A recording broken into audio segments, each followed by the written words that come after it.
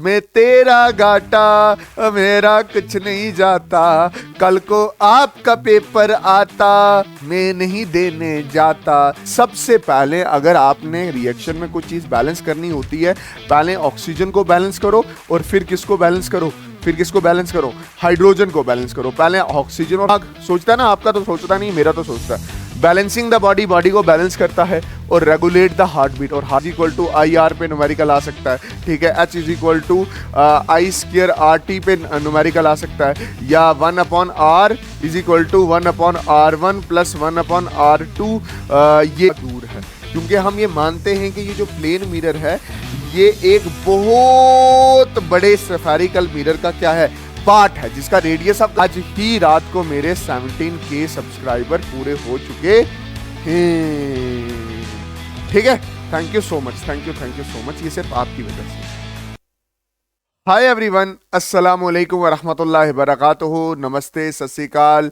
वानी, आशीष, मुदस्सिर, जुल्फकार, इफ्तिकार, फरजाना, रुखसाना, कौसर, आमीना, तामीना, सरदीप सिंह, पीयूष, रुद्राक्ष, क्या हाल चाल? सब बढ़िया, सब बढ़िया। कैसे कर सर? आप ठीक हो? हम ठीक हैं। आप कैसे हो? ठीक हो? होप अभी तक आपने फिजिक्स, केमिस्ट्री, बायो सारा कंप्लीट कर चुका होगा, इसीलिए आप ये वीडियो खोल रहे हो, क्योंकि आज की वीडियो में हमने एमसीक्यू करने हैं। अगर आपने फिजिक्स, केमिस्ट्री, बायो नहीं पढ़ रखा तो इसमें तेरा घाटा मेरा कुछ नहीं जाता, कल को आपका पेपर आता मैं नहीं देने जाता।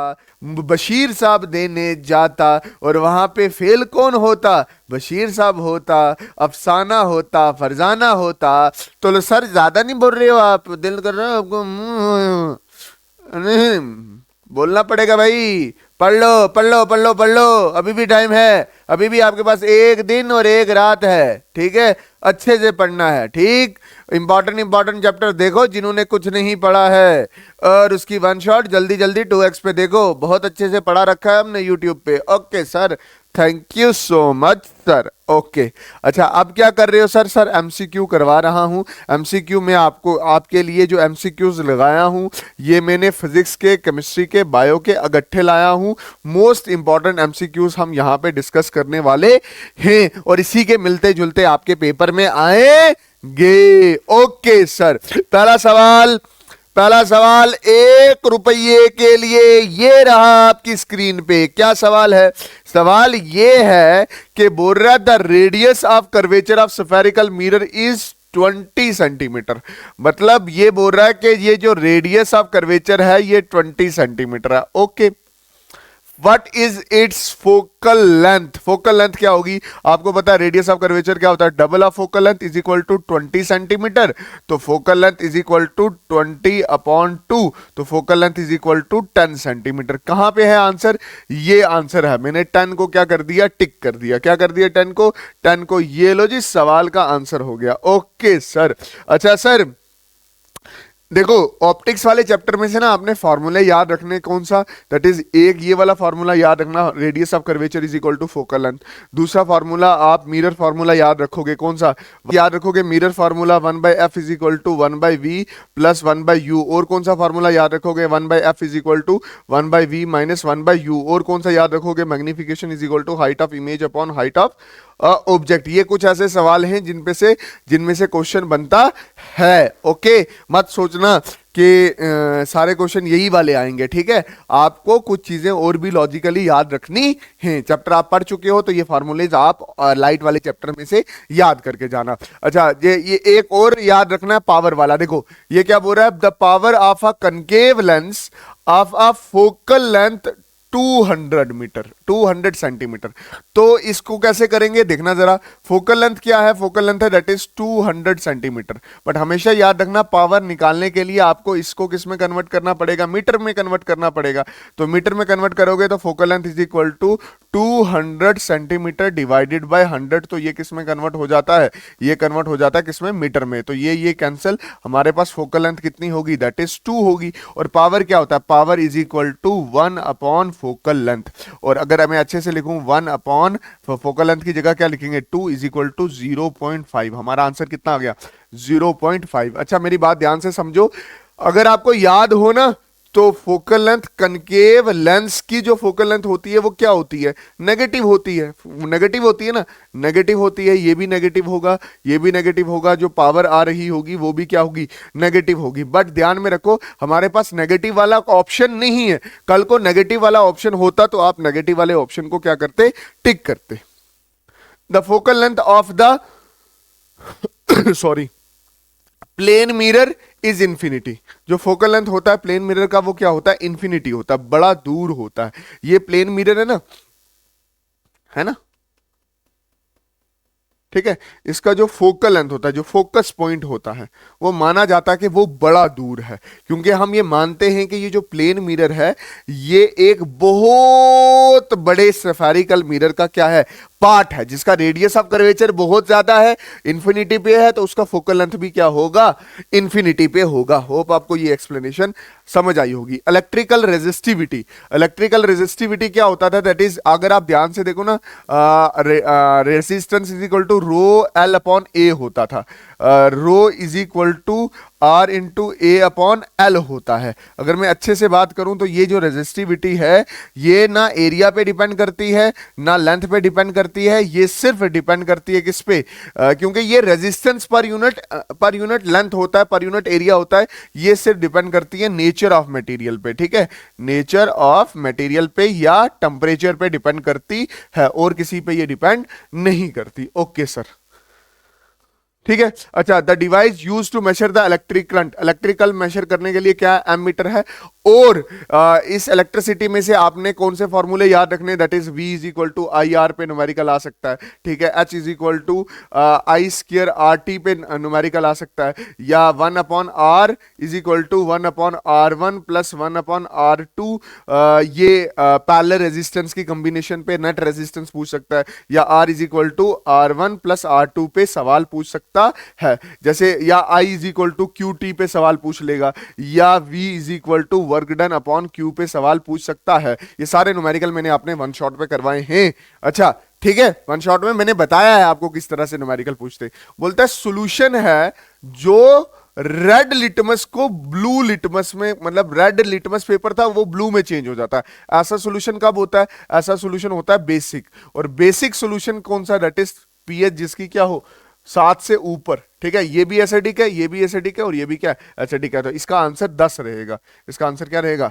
ये मार्क करके आना, क्या रहेगा?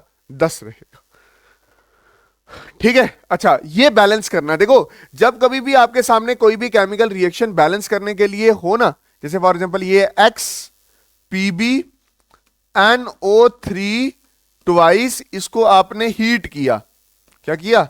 हीट किया, तो ये क्या बना? 2PbO plus YnO2 plus O2, ठीक है। अब देखो, हमें बैलेंस करना है। बैलेंस करने का मतलब क्या हो गया कि हमें ना ये कोफिशिएंट फाइंड आउट करना है, ये x कोफिशिएंट और ये y कोफिशिएंट। याद रखो, सबसे पहले अगर आपने रिएक्शन में कोई चीज बैलेंस करनी होती है, पहले ऑक्सीजन को बैलेंस करो, और फिर किसको बैलेंस करो? फिर किसको बैलेंस करो? हाइड्रोजन को बैलेंस करो। पहले ऑक्सीजन और हाइड्रोजन को बैलेंस करो, बाकी बाद में जो एटम बचते हैं उनको बैलेंस करते हैं। देखो ध्यान से, अगर आप यहां से ध्यान से देखो तो ऑक्सीजन कितने? 3 2 6। शुरू में यहां पे ऑक्सीजन कितने हैं? 6 हैं। बट अगर आप यहां पे देखो तो ऑक्सीजन कितने? 2 यहां से आगे, 2 ये वाले हो गए और 2 ये वाले हुए, तो यहां पे ऑक्सीजन क्या है? 6 है। तो सर हम क्या करें? एक्स और वाई को क्या लिखें? यहां पे भी 6 हैं, यहां पे भी 6 हैं। बट मसला ये है कि ये रिएक्शन अनबैलेंस है, क्योंकि यहां पे पीबी है, पीबी 1 है, और यहां पे पीबी 2 है। अब मुझे पता है कि अगर मैं पीबी यहां पे एक्स कुछ लिखूंगा तो उसकी वजह से, समझना, उसकी वजह से ये बैलेंस होगा। तो मैंने ध्यान से देखा तो ये पीबी 2 था, तो मैंने सोचा कि मैं एक्स की जगह 2 लिखता हूं। एक्स की जगह मैं क्या लिखता हूं? 2 लिखता हूं। ओके, जब मैंने 2 लिखा तो ऑक्सीजन कितने हो गए? 3 2 6 और 6 2 12, मतलब मेरे पास ऑक्सीजन कितने हो गए? 12 हो गए। ऑक्सीजन कितने हो गए? 12। जब मैंने वो 2 लिखा तब 12 हुए। और यहां पे ऑक्सीजन कितने? 2। यहां पे ऑक्सीजन कितने? 2 और 2 4। यहां पे 12 करने के लिए मुझे इधर कितना करना पड़ेगा? 4 से मल्टीप्लाई। तो 4 2 8, 4 2 8। तो यहां पे भी ऑक्सीजन कितने हो जाएंगे? ये आ गया 2, 4 2 जार 8, 2 और 8 10, 10 और 2 कितने हो गए, 10 और 2 कितने हो गए 12। अब देख लो ध्यान से, अब देखो याद से देखो, ऑक्सीजन इधर भी 12 है, ऑक्सीजन इस साइड भी 12 है, पीबी इस तरफ कितने हैं 2 हैं, और पीबी इस तरफ भी कितने हैं 2 हैं, 2 पीबी, पीबी कितना 2। अब नाइट्रोजन देखो जरा, नाइट्रोजन N4 है, N4 है, नाइट्रोजन 4 है इधर, और यहां पे नाइट्रोजन कितने हैं, ये 2 नाइट्रोजन और 2 ये इधर, 2 2 जार 4, तो नाइट्रोजन भी इधर 4 हैं और नाइट्रोजन भी इधर कितने हैं 4 हैं। होप आपको ये कंसेप्ट समझ आया होगा। देखो ये बोल रहा है एक स्टूडेंट है, उसने क्या किया है कि एल्युमिनियम लिया है ना, एल्युमिनियम मेटल है, एल्युमिनियम लिया है ना। A student perform an experiment to form aluminium chloride, वो क्या बना रहा है, एल्युमिनियम क्लोराइड बना रहा है, एल्युमिनियम क्लोराइड बना रहा है, and product aluminium chloride, aluminium और क्लोरीन का इस्तेमाल करके, एल्युमिनियम और क्लोरीन का इस्तेमाल करके, ठीक है। Which of the following option gives the chemical equation of the reaction, chemical equation का रिएक्शन कैसे मिलेगा, ठीक है, मतलब केमिकल इक्वेशन लिखो इसकी। देखो ये एल्युमिनियम है, ठीक है, ये क्लोरीन है Cl2 इस फॉर्म में रहता है, और जब एल्युमिनियम क्लोराइड बनता है, और एल्युमिनियम क्लोराइड का फार्मूला क्या होता है, एल्युमिनियम क्लोराइड का फार्मूला होता है AlCl3, यही होता है ना फार्मूला। अब अगर आप बशीर साहब ध्यान से देखो तो ये रिएक्शन अनबैलेंस है। सर आपको कैसे पता चलता है एल्युमिनियम क्लोराइड का ये फार्मूला है, हमने 9th क्लास में एल्युमिनियम क्लोराइड पढ़ा था, अगर याद हो। एल्युमिनियम की वैलेंसी होती है 3, क्लोरीन की होती है 1, अगर इसको क्रॉस करो तो ये कितना आता है AlCl3, ठीक है। अगर देखो ये एल्युमिनियम ये क्लोरीन है, अच्छा देखो यहाँ पे एल्युमिनियम 1 है, यहाँ पे क्लोरीन 3 है ना, तो यहाँ पे 3 है, यहाँ पे 3 क्लोरीन है, ऑक्सीजन और हाइड्रोजन नहीं है तो उसको बैलेंस करने की जरूरत नहीं है। तो अब देखो क्लोरीन 3 है, यहाँ पे क्लोरीन 2 है, यहाँ पे एल्युमिनियम 1 है, वहां पे एल्युमिनियम 1 है, तो बैलेंस है। तो मैं क्या कर रहा हूं, मैं यहाँ पे 2 से मल्टीप्लाई कर रहा हूं, 3 2 जार 6, 3 2 जार 6, तो यहाँ पे भी 3 2 जार 6 होगा, मतलब इसका ऑड नंबर वहां ले रहा हूं, है ना, इसका ऑड नंबर वहां ले रहा हूं और इसका इवन नंबर मैं यहां पे मल्टीप्लाई कर रहा हूं। इसकी वजह से मेरे पास क्लोरीन इधर कितने हो गए 6, और इस तरफ क्लोरीन कितना हो गया 6, 3 2 जार 6, बट यहाँ एल्युमिनियम कितने 2, यहाँ पे एल्युमिनियम कितना 1, तो ये 2 से मल्टीप्लाई कर दूंगा, तो यहाँ पे भी एल्युमिनियम कितने हो जाएंगे 2, और यहाँ पे भी एल्युमिनियम कितने हो जाएंगे 2। होप आपको ये कंसेप्ट समझ आया होगा, और इसका आंसर क्या है, that is double of aluminium 3Cl3 and double of AlCl3, यही वाली रिएक्शन है। ये वाली नहीं हो सकती, ये वाली भी नहीं हो सकती, ये वाली भी नहीं हो सकती, क्योंकि AlCl3 होता है। देखो बोलता है खाने के कैन्स को कोट किया जाता है टिन के साथ, नॉट विद जिंक। क्यों, क्योंकि जिंक ज्यादा रिएक्टिव होता है, zinc is more reactive than tin, ठीक है। जिंक खाने के एसिड के साथ मिलके कुछ और कंपाउंड बना देता है, जिसकी वजह से वो खाना फूड पॉइजनिंग काज कर सकता है। तो टिन किसी के साथ रिएक्ट ही नहीं करता, लेस रिएक्टिव है। जिंक को अगर यूज करोगे एज अ खाना, वो खाने के साथ रिएक्ट करेगा और पता नहीं कौन कौन से केमिकल या जहर बना देगा खाने में, जो आपके लिए खाने में क्या हो जाएगी, दिक्कत हो जाएगी। अच्छा, which of the following is use black white photography. Black white photography होता क्या है कि ये अगर आप ध्यान से देखो ना, ब्लैक व्हाइट फोटोग्राफी ये ऐसे होता है, AlCl3 एक डिकम्पोजिशन रिएक्शन होती है, कैसे टूटती है, Al प्लस Cl2 में, बात समझे कि नहीं। ये एक रिएक्शन है ब्लैक व्हाइट फोटोग्राफी में, ये रिएक्शन चलती है। तो ये देखो इसमें से एक चीज टूट के क्या बन रही है 2, तो इसको क्या बोलते हैं, डिकम्पोजिशन रिएक्शन। ओके, मजा आ रहा है सर। अच्छा देखो, हाँ क्या बात है, एक और सवाल आ गया आपके लिए बशीर साहब। बोर नहीं होना, मैं थोड़ा मजाक नहीं कर रहा, मैं सोच रहा हूँ यार थोड़ा सीरियस होके पढ़ा लेते, बाद में मजाक करेंगे जब पेपर आप दे के आओगे, ठीक है। अच्छा सुनो, which statement is more correct, is not correct recording the food chain. Food chain के रिकॉर्डिंग क्या ये रिएक्शन मतलब कौन सी ऐसी चीज है जो करेक्ट नहीं है। देखो ध्यान से, एक तो ये फूड चेन बना लेते हैं, ये ग्रास है, ग्रास को किसने खाया, ग्रास होपर ने खाया, जिसको आप टिड्डा बोलते हो, फिर उसको डड ने खाया, फ्रॉग बोलते हो, और फ्रॉग को किसने खाया, स्नेक ने खाया। ये एक क्या है, फूड चेन है। अब क्या बोल रहा है, every component of the food chain forms trophical level. हर एक कंपोनेंट फूड चेन का ट्रॉफिकल लेवल बनाता है, बिल्कुल सही है, ये भी ट्रॉफिकल लेवल है, ये भी है, ये भी है, ये भी है। Inter relation between different food chain, मतलब बहुत सारी फूड चेन मिलती हैं तो फूड वेब बनता है, ये भी सही है। All chain form a formed by a nutritional reaction are used to understand the energy flow. और हमें पता है कि यहां से एनर्जी क्या करती है, फ्लो करती है। पहले अगर मान लो यहाँ पे 1000 है, फिर एनर्जी यहाँ पे 100 हो जाती है, यहाँ पे 10 हो जाती है, और यहाँ पे क्या होती है, 1 होती है, क्योंकि 10% एनर्जी ही फ्लो करती है। बोलता है energy level increase from lower to higher. ये गलत है, एनर्जी लेवल डिक्रीज होता है, क्योंकि ये क्या होता है कि 90% एनर्जी ये यूज करता है, बाकी 10% देता है, उसकी 90% ये यूज करता है, बाकी इसको क्या देता है, 10 देता है। होप बशीर साहब आपको ये सवाल समझ आया होगा। द ब्रेन इज रिस्पॉन्सिबल, सोचता भी है दिमाग, सोचता है ना, आपका तो सोचता नहीं, मेरा तो सोचता है।